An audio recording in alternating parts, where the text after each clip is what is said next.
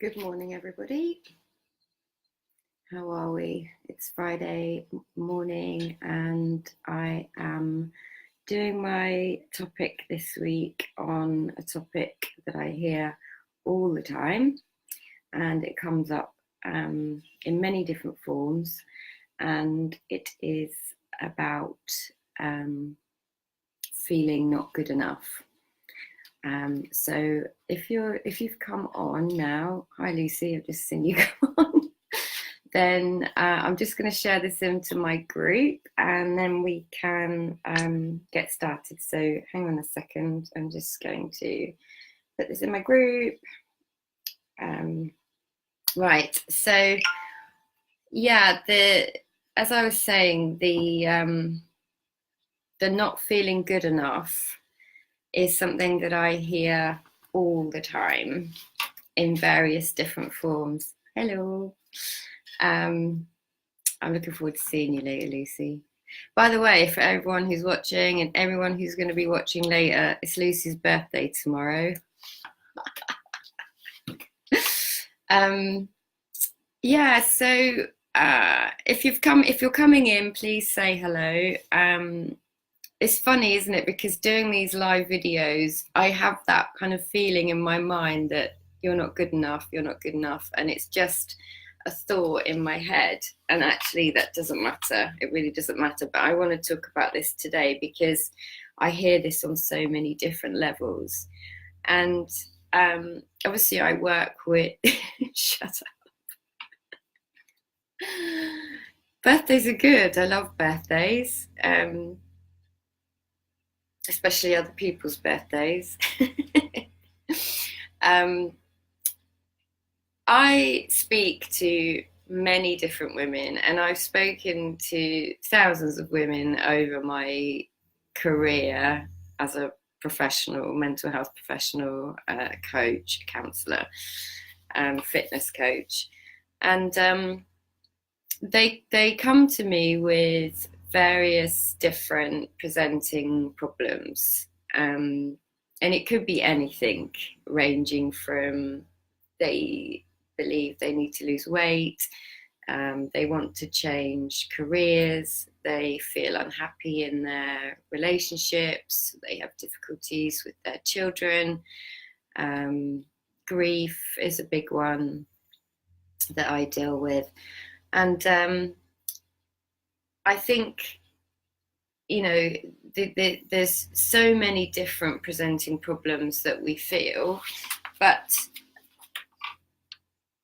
the main one, and I think underpinning all of those presenting problems, is a strong feeling of not feeling good enough, not feeling enough in some way. And it would be really interesting to know, I know that there probably won't be many people watching at the moment because I've had to squeeze this in before my mentoring training this morning and I'm going away again tomorrow. But how many of you, if you're watching, give me a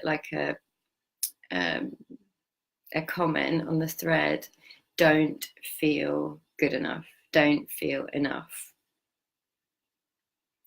And I bet if I see all the comments, or you see other people commenting about that, you'll see probably, loads of people who feel like that, not good enough. And so I know that you're absolutely not alone in feeling like that. I know I have felt like that. I know I often still do feel like that. So Lucy's put me, I've seen Claire's joined us. Hello Claire Peachy, nice to see you on here. Haven't seen you for ages, I hope you're well. And so you're definitely not alone in those thoughts of not feeling enough. And so I just wanted to touch a little bit on a story, stories about my careers, my different careers. And I think when I first started, for example, in certainly nursing or as an addictions counsellor, I just felt not good enough. I didn't feel like I knew what I was doing. I knew I was a beginner. And, you know, we get caught up in our thoughts around not being good enough, and it can impact on our confidence. It can impact on our self-worth. It can impact on the way we speak to people, how we come across. And some of us may, you know, feel very shy and awkward. And what I learned very quickly, certainly in that first job, was that, you know, as a beginner, you're always going to feel like a beginner, but you do get experience at different things. And, you know, who you are at your core is always going to be enough. It's just always going to be enough. And I often find that that feeling that we have of not feeling good enough can hold us back. But, you know, what if, as we've all got that thought in some form or another, what if that thought was just made up? I mean, could you consider that to be a possibility, that the thought of you not feeling good enough is just made up in our own head? And what if you are always and always have been good enough? You know, when I was first, I'm just going to read what Lucy wrote here. Hi, Caroline, lovely to see you on here. I don't feel good enough for my new career, but I know I have to learn and give myself time. And I think that's like key, because we get stuck in, they call it analysis paralysis, right? So you kind of get stuck in a fear-based mindset. And I always think it always comes back to that not feeling good enough. That's my personal opinion. If you have other opinions, please let me know. But often it's our voice, our internal voice, that we believe, that I know isn't true. And it might be the voice of someone you know, like a parent or a partner or something. You know, I remember when I was first a mum, when I had my son, Zach, you know, I didn't know what to do as a mum. I had no clue how to be a mother. I was the first person of my peers to have a child, and I just had no idea, and I didn't feel good enough. But my son, who was little, had no clue. He just loved me. He was little, and, you know, he just loved me with all his heart. I'm not sure he'd say that now, he's 18. But I love him with all my heart. And we kind of do little things. So, you know, as a nurse, I obviously then got more experienced and specialized in addictions, and knew that just that connection with another human being was enough. You know, as a coach now, when I work with women, if I can just sit with someone in love and hold them, and they feel that and they can see that, and even if you get some sense of that on these videos, that I absolutely know that you're enough, that I can sit here and hold love for you. You know, I know that you have that wisdom within you. I know that it's guiding you. I know that we get little snippets of intuition and thoughts that come in that might be a little nudge to do something amazing. And then the other thought comes in, which is this sort of ego-driven negative thought, which is the one that's just not true. And just imagine knowing deep down in your heart that you're enough. What could you do? What could you do? You know, when I connect with people deeply, when I do my coaching with them, I'm always trying to get them to see that what they have inside of them is just as much, if not more, than I've got inside of me. And I have that belief in you. And it took me a really long time to get that belief in me. And I had my own coaching, and obviously I'd done my coaching course, and but I know that I can't tell you anything that your own wisdom won't tell you. You've got more wisdom in you than I can ever possibly give you. And that's the essence of who you are, always being guided, always with an intuitive sense of courage and resilience and knowing. And it's just believing those little guided, kind, compassionate thoughts into who you are. Because when we don't feel enough, it can come out, sideways in lots of different ways. And I think that's what ultimately leads to procrastination, self-sabotage, eating foods that you wouldn't necessarily want to eat and then feel bad afterwards. That creates the urges in us, which can lead to binging or purging and or drinking alcohol. And these are all things I know very, very well. But if I look back, those were all driven by fear and not feeling enough and walking around feeling sort of uncomfortable in my body and feeling like I was being judged by people and feeling like I would only be happy if I looked a certain way or had a certain haircut or, had a smaller bottom or any of the number of things that we kind of look outside of ourselves for and judge ourselves for. And we're looking at other people believing that they have something that we don't. But actually, like if I go back through the comments later, if other people have watched, I know that there'll be a lot of women who've said, yes, I don't feel enough. And that's why I know that you're not alone. And that's why I know, I talk to so many women. And it's always that, it's always the sort of underneath, the underlying limiting false belief. Because you are enough. You've always been enough. You don't have to be a certain size. I mean, where the fuck did that come from anyway?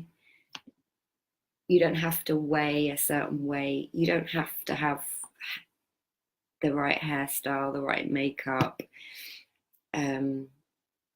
Actually, just on that point, I'm wearing mascara today. My sister sent me some waterproof mascara. I don't normally bother. My sister's really loves her makeup and is really good at sort of teaching makeup. It's never really been my thing. So she sent me some mascara, so I've got that on. But yeah, my hair's going grey now. I haven't bothered to dye it. But yeah, I mean, I just don't, it doesn't matter. Those things don't matter because who you are at your core, when you sit with someone and you show them love and kindness, they feel that.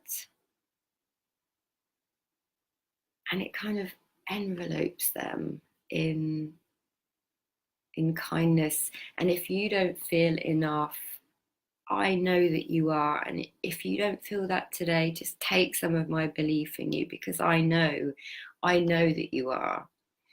And I've been doing this course for, I've finished the course. I'm now mentoring on the next year's intake, which I'm doing today, which is why I did this call early. But some of the things that I post in my Facebook group, She Connects, comes from the guy called a man called Sydney Banks. You can Google him and watch his stuff on YouTube or various 3 Principles websites. But he says, one of his quotes, when a teardrop falls into the ocean, it has all of the power of the ocean behind it. And that's you. That's you. We are all teardrops in an amazing ocean of love and kindness and compassion, and we're all connected, and we are always enough. You're always enough. And I really want you to know that.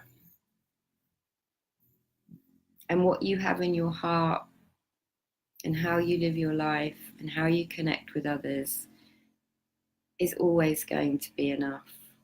That is enough. just being who you are, your unique, beautiful, amazing, strong, resilient, courageous self. And we've all been through shit. God knows I have. And I know that so many other people I speak to have. But you're still here. You're still smiling. You still have the courage to turn up. I just want you to turn that into courage to look after yourself and know that you're enough. And I think from that point, if you know that on a deep level, things will start to change. So on that note, I want to say thank you for listening. Thank you for your comment, Caroline. Actually, I'm just going to go through these comments. Totally relate to this. I'm pleased, Caroline. Thank you for commenting. Hello, Petra. I know that quote, teardrop. I'm going to say it again. When a teardrop falls into the ocean, it has all the power of the ocean behind it. And that teardrop is you. And Lisa Jane, hello Lisa Jane, has said, you have made my day. I have been procrastinating about launching what I know is an amazing business idea, and my nagging voice is telling me I will fail. I have fear of not being good enough, and yet I have got myself through the last 47 years. Thank you. That's just given me goosebumps, Lisa Jane. I completely understand, and I absolutely believe that you can do this. I absolutely know that you can do this. And whatever it is, whether it's, having a dysfunctional relationship with your body, a dysfunctional relationship with food, a difficult relationship with alcohol, having an intuitive nudge to do something, a business idea, I know that you can do it. I know that you can treat yourself with kindness and respect, and I know that you're enough. I absolutely know that that is a fact. It's a spiritual fact. And if you could just start to see that, even get a glimpse of that being the truth, I think,